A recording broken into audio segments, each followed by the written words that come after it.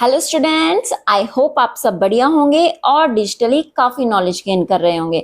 आज हम स्टार्ट करने जा रहे हैं chapter number 8 that is quadrilaterals. Chapter number 7 तक हम ऑलरेडी कंप्लीट कर चुके हैं एंड आई होप आपने वो वीडियोस देखी भी होंगी और समझ में भी आई होंगी और आपके काफी यूजफुल भी रही होंगी। अब देखिए जरा चैप्टर नंबर जो 8 है क्वाड्रिलेटरल्स, सबसे पहले हम इसका यहाँ पे इंट्रो पढ़ेंगे क्योंकि इंट्रो में ही हमारे पास क्या है, बहुत सारी थ्योरम्स हैं। उनमें से कुछ का हमें प्रूफ भी पढ़ना है और कुछ को सिर्फ समझेंगे। ठीक है, अपनी पेन बुक कॉपी सब कुछ लेकर बैठिए और साथ के साथ समझते हुए और नोट्स बनाकर चलिए क्योंकि अभी से कंसेप्ट्स बिल्कुल बेसिक के साथ क्लियर करते हुए चलेंगे और अपने सारे नोट्स भी तैयार करेंगे।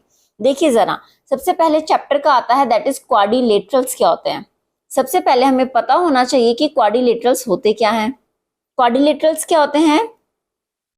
एनी फोर साइडेड पॉलीगन, जिस भी पॉलीगन की क्या होंगी, फोर साइड्स होंगी। ठीक है, ऐसे पॉलीगन को हम क्या कहते हैं, क्वाड्रिलेटरल कहते हैं। Any four sided polygon. अब देखिए जरा क्या क्या हो सकता है वो, दैट इज सबसे पहला आता है हमारे पास पैरेललोग्राम। ओके, ये हमारे पास क्या होता है, फोर साइड है, 1 2 3 4, तो इसका नाम है दैट इज पैरेललोग्राम।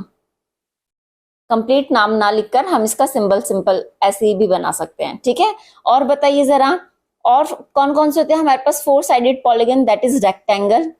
ये हमारे पास कैसी फिगर है, रेक्टेंगल की। नेक्स्ट हमारे पास मान लीजिए स्क्वायर भी हो सकती है क्योंकि वो भी फोर साइडेड है। ये जरूरी नहीं है कि उस फिगर का कुछ नाम भी हो। ये हमारे पास क्या हो जाएगा, देखिए जरा ध्यान से, ये क्या है, स्ट्रेट लाइन है? बिल्कुल भी नहीं, ये कर्व्ड लाइन है। तो ये लाइन हमारी कभी भी क्वाड्रिलेटरल्स के अंदर नहीं आती, जस्ट बिकॉज ये पॉलीगन ही नहीं है।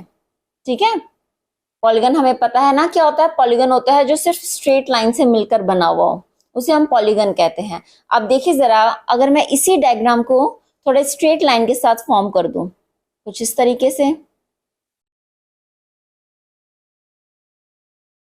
तो ये हमारा किस तरीके का दिख रहा है, दैट इज ट्रेपीजियम। इसका नाम क्या होता है, ट्रेपीजियम होता है, जिसमें ये वाली साइड इसके पैरेलल होगी। बट ये चीज याद रखिएगा, हो सकता है वो हमारे पास शेप किसकी हो, काइट जैसी शेप भी हो सकती है। इसे हम क्या बोलते हैं, काइट बोलते हैं। तो ध्यान रखिए, quadrilateral means the four sided polygon. ये सारे के सारे क्या है हमारे पास, क्वाड्रिलेटरल्स हैं। ठीक है, क्वाड्रिलेटरल में सिर्फ इतना होता है कि उसकी फोर साइड्स होनी चाहिए, तो हम उसे क्वाड्रिलेटरल कहेंगे। इस चैप्टर में आप लोग पढ़ेंगे सिर्फ और सिर्फ पैरेललोग्राम के बारे में, इसी की प्रॉपर्टीज हम पढ़ेंगे क्योंकि ये जो बाकी के हमारे पास क्वाड्रिलेटरल्स होते हैं ये सारे के सारे स्पेशल टाइप ऑफ पैरेललोग्राम के नाम से जाने जाते हैं। इसे हम रेक्टेंगल, स्क्वायर, काइट, रोम्बस भी होता है एक, एंड दिस इज ट्रेपीजियम। तो ये सारे क्या है, ट्रेपीजियम को छोड़कर बाकी हमारे पास क्या होता है, स्पेशल टाइप ऑफ पैरेललोग्राम होते हैं। इसलिए जो सबसे बेसिक है, सबसे इंपॉर्टेंट है, दैट इज पैरेललोग्राम, और इसी की अभी हम सारी थ्योरम्स और प्रॉपर्टीज को ध्यान में रखकर समझेंगे। ठीक है, चलिए जी स्टार्ट करते हैं सबसे पहली थ्योरम के साथ। अच्छा, उससे पहले हमें ये पता होना चाहिए कि ये पैरेललोग्राम होता क्या है, क्योंकि जब हमें पैरेललोग्राम पता चलेगा तो इनके बारे में भी हमें एड ऑन प्रॉपर्टीज करते करते सब पता चल जाएगा। देखिए जरा, पैरेललोग्राम क्या होता है, इट्स सिंपल क्वाड्रिलेटरल, क्योंकि हमें पता है फोर साइडेड है। तो ये क्या होता है, एक ऐसा क्वाड्रिलेटरल होता है इन विच, जिसमें क्या होता है, both pair of opposite sides, जो हमारे पास अपोजिट साइड्स होती हैं इसकी, ठीक है, वो कैसी होती हैं, पैरेलल होती हैं। अपोजिट साइड्स आर पैरेलल, ये सिंबल होता है पैरेलल का। ठीक है, अब देखिए जरा, इसका मतलब क्या हुआ कि एक ऐसा क्वाड्रिलेटरल जिसकी दोनों की दोनों अपोजिट साइड्स हमारे पास क्या होनी चाहिए, पैरेलल होनी चाहिए। इट मींस ये वाली साइड हमारी इसके पैरेलल होगी क्योंकि अपोजिट साइड बोला है। ठीक है, और दूसरा देखिए, ये वाली साइड हमारी इस वाली साइड के पैरेलल होगी। ध्यान से देखिएगा, जब हमने अभी पिछले 7 चैप्टर में देखा, जब हमें इक्वल बताना होता था दो साइड्स को, तो हम सिंपल ऐसे कट लगाते थे, ये वाली साइड इसके इक्वल और ये वाली साइड इसके इक्वल। ठीक है, पैरेलल का जो सिंबल होता है इस तरीके से एरो बनाना होता है। अगर ये वाली साइड इस वाली साइड के पैरेलल है तो दोनों में सिंगल एरो, और ये दोनों पैरेलल हैं तो इनमें डबल एरो। ठीक है, अगर कोई और भी साइड होती तो वहां पर हम ट्रिपल एरो लगा देते। तो देखिए अब जरा ध्यान से, एक ऐसा क्वाड्रिलेटरल जिसमें अपोजिट साइड्स का जो पेयर है हमारे पास वो पैरेलल होना चाहिए, ऐसे क्वाड्रिलेटरल को हम क्या कहेंगे? पैरेललोग्राम कहेंगे। ठीक है, चलिए स्टार्ट करते हैं अब इसकी सबसे पहली और बहुत इंपॉर्टेंट थ्योरम, दैट इज 8.1। चलिए फटाफट पहले इसे लिख लीजिए और उसके बाद हम इसका प्रूफ देखेंगे। चलिए जी स्टार्ट करते हैं। क्या है theorem 8.1? A diagonal of a parallelogram divides it into two congruent triangles. इसका मतलब क्या हुआ कि जो हमारी डायगोनल है किसकी? पैरेललोग्राम की, वो क्या करती है? पैरेललोग्राम को टू कॉन्ग्रुएंट ट्रायंगल्स में डिवाइड करती है। देखिए जरा पहले इस थ्योरम को समझेंगे, फिर इसका हम लोग क्या करेंगे? प्रूफ करेंगे। चलिए जी स्टार्ट करते हैं। देखिए जरा, पैरेललोग्राम कुछ इस तरीके से बनता है। ओके, सबको पता है जी।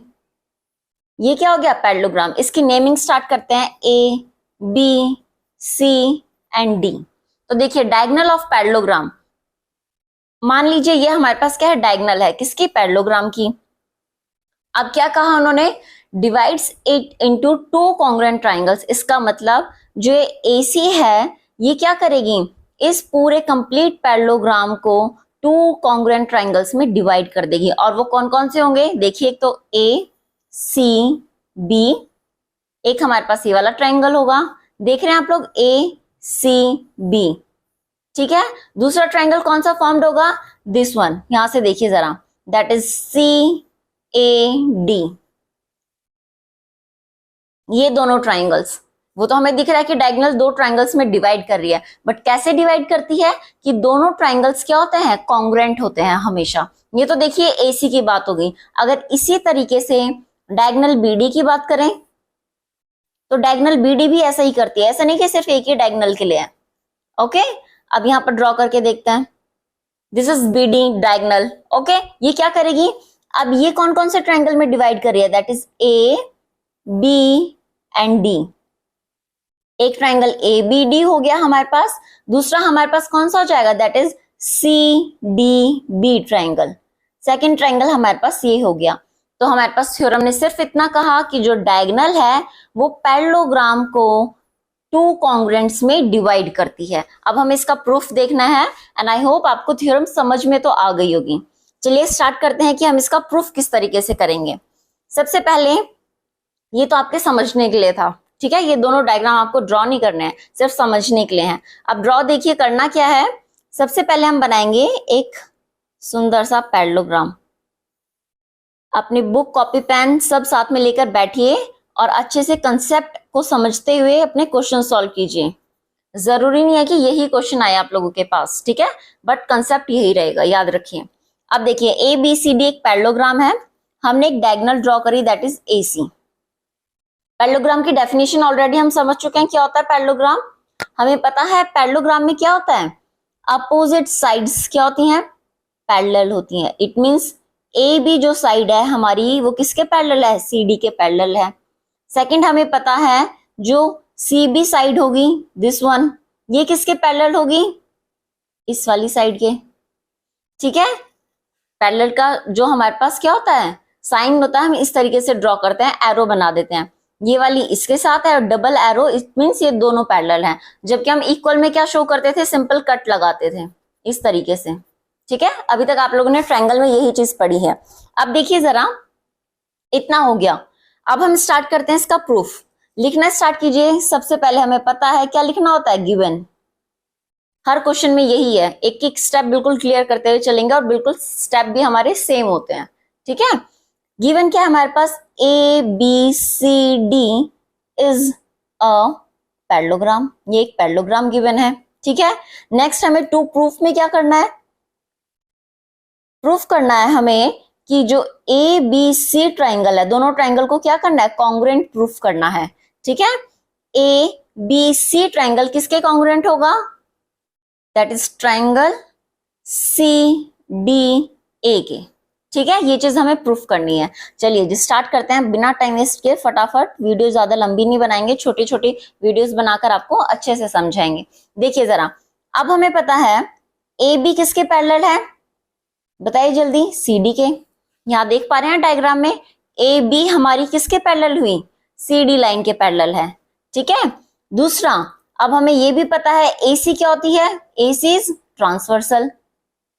आप चाहें तो ये ऑप्शनल है, लिखना चाहे तो लिख सकते हैं, वरना तो समझने के लिए आपको लिखना ही पड़ेगा अगर बाद में समझने लगे तो। ठीक है, ए बी हमारी सी डी के पैरेलल है और ए सी ट्रांसवर्सल है।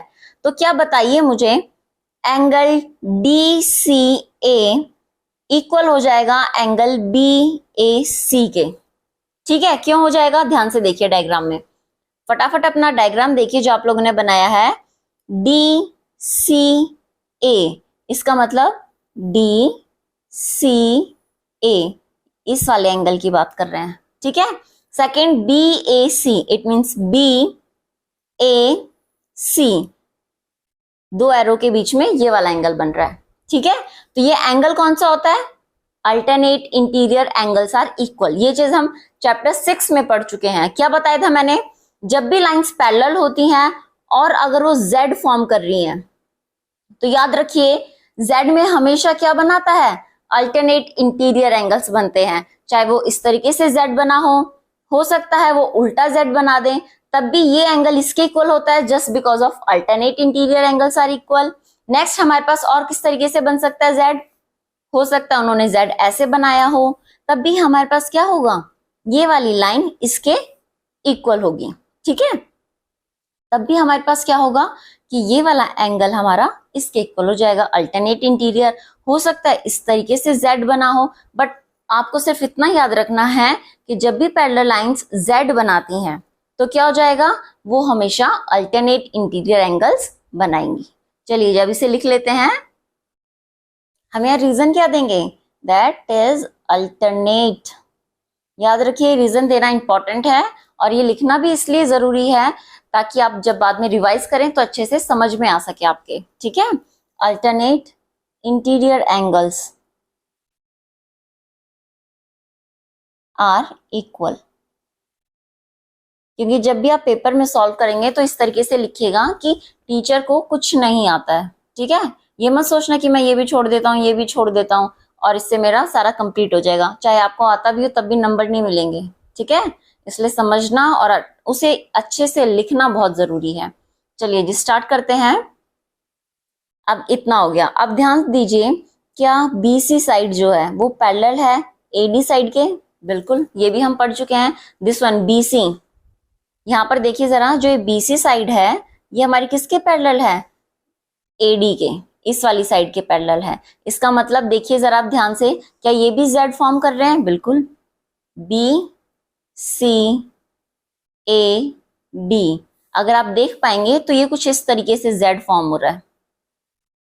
It means this one angle, ये वाला अगर बी है, ये सी है, ये A and this one is D, तो हमारे पास ये वाला एंगल भी इस वाले एंगल के इक्वल होगा, just because alternate interior angles are equal. तो यहाँ हम रखेंगे डबल साइड से। ठीक है, तो क्या लिखेंगे, एंगल बी सी ए, देखिए जरा बी सी ए किसके इक्वल हो जाएगा, एंगल डी ए सी के, डी ए सी के। और रीजन भी आपको यहाँ सेम देना है, क्या, alternate interior angles are equal. ठीक है, साथ के साथ लिखते हुए चलिए, नोट्स भी बनाइए और अच्छे से समझिए, आर इक्वल। चलिए जब आगे देखते हैं, जब हमें ये पता चल गया ये दोनों एंगल्स हमारे क्या हैं, इक्वल हैं, अब देखिए जरा, क्या AC is equal to CA है, जस्ट बिकॉज कॉमन। अब आप सोच रहे होंगे कि मैंने इसे AC इक्वल टू AC क्यों नहीं किया। ठीक है, इसके पीछे भी एक रीजन है, याद रखिए, क्योंकि हमें पता है कॉन्ग्रुएंसी ऐसे ही नहीं चलती है, उसमें हमेशा जो ट्रायंगल की नेमिंग है वो बिल्कुल परफेक्ट होनी चाहिए। देखिए ये अगर हम दोनों को अलग अलग डिवाइड कर दें, ठीक है, ये A, ये वाला C और ये वाला B, ठीक है, इस तरीके से देखिए जरा, हमें क्या पता चला था ये वाला एंगल इसके इक्वल था, ये वाला एंगल हमारा इसके इक्वल था, और ये दोनों साइड हमारी कैसी हैं, कॉमन है। तो हमने यहाँ पर देखिए AC और CA क्यों लिखा, जब आप देखेंगे एंगल जब हमने देखे थे, ये देखिए जब हम सेकंड से फर्स्ट पर गए, सेकंड से फर्स्ट पे हमें CA मिल रहा है एक ट्रायंगल में, और दूसरे ट्रायंगल में अगर सेकंड से फर्स्ट पे जाए तो AC मिल रहा है। इसका मतलब ये है अगर मैं यहाँ पर CA की प्लेस पर AC ही रख देती तो कॉन्ग्रुएंसी जब हम ट्रायंगल के नेमिंग करते तब वो गड़बड़ हो जाती। तो ध्यान से देखिएगा, इसलिए जो हमारी CA साइड है वो किसके इक्वल हुई, AC साइड के इक्वल हुई। ठीक है, चलिए जी अब स्टार्ट करते हैं। इतना हो गया। अब देखिए एंगल साइड एंगल, ध्यान से देखिए डायग्राम में जो मैंने स्प्लिट करके दिखाया है, एंगल साइड एंगल, यहाँ लिखेंगे bye angle side angle congruency rule. ठीक है, एंगल साइड एंगल से क्या प्रूफ हुआ, ट्राइंगल। कौन कौन से ट्राइंगल प्रूफ करने थे हमें, ABC is congruent to CDA। ठीक है, ये आ गया आपको समझ में कि ये हमारे पास क्या गए, दोनों ट्राइंगल्स कॉन्ग्रुएंट प्रूफ हो गए। अब देखिए जरा, आप चेक कर सकते हैं, फर्स्ट ट्राइंगल अगर हम A से C पर गए, मतलब फर्स्ट से थर्ड पर जाने पर AC फॉर्म्ड हो रही है, तो दूसरे ट्राइंगल में फर्स्ट से थर्ड पर जाने पर क्या मिलना चाहिए, CA मिलना चाहिए। इसी तरीके से करते आ रहे हैं हम लोग, बिल्कुल सही बात है। आई होप इतना आपको समझ में आया होगा, और ये चीज हमें प्रूफ करनी थी। अब देखिए जरा, इससे आप लोगों को और क्या क्या पता चला। हमें पता है जब दो ट्राइंगल्स कॉन्ग्रुएंट होते हैं तो उनकी सारी साइड्स इक्वल हो जाती हैं उन दोनों ट्राइंगल की। इट मीन्स अगर मैं फर्स्ट से सेकंड पर जाती हूँ, what we get, that is AB equal to, second triangle में जाइए आप जरा फर्स्ट से सेकंड, तो क्या मिलेगा, CD। तो AB साइड हमारी इक्वल भी होती है CD के। देखिए जरा, अगर आप अपने डायग्राम में देखेंगे जहां पैरेललोग्राम बनाया है, AB हमारी CD के इक्वल भी होती है। ठीक है, it's not only about that it is parallel, but ये क्या है, इक्वल भी है। यही थ्योरम अभी हम 8.2 में पढ़ेंगे। देखिए जरा और क्या क्या मिलेगा हमें, यहां से आप लोग फाइंड आउट कर सकते हैं। और देखिए BC, इट मीन सेकंड से जब हम थर्ड पर गए तो दूसरे ट्राइंगल में सेकंड से थर्ड पर जाइए, क्या मिलेगा, DA। It means BC is equal to DA। और जबकि हमें पता है क्या कि जो BC है वो DA के हमने पैरेलल देखी हुई थी, बट अब क्या होती है, इक्वल भी होती है। इसका मतलब ये हुआ अगर कोई पैरेललोग्राम है तो उसकी अपोजिट साइड्स, मतलब AB CD के इक्वल और पैरेलल होती है, BC भी AD के इक्वल और पैरेलल दोनों होगी। ठीक है, चलिए जी आज के लिए इतना काफी है। नेक्स्ट थ्योरम हम स्टार्ट करेंगे अपनी नेक्स्ट वीडियो में। Thank you.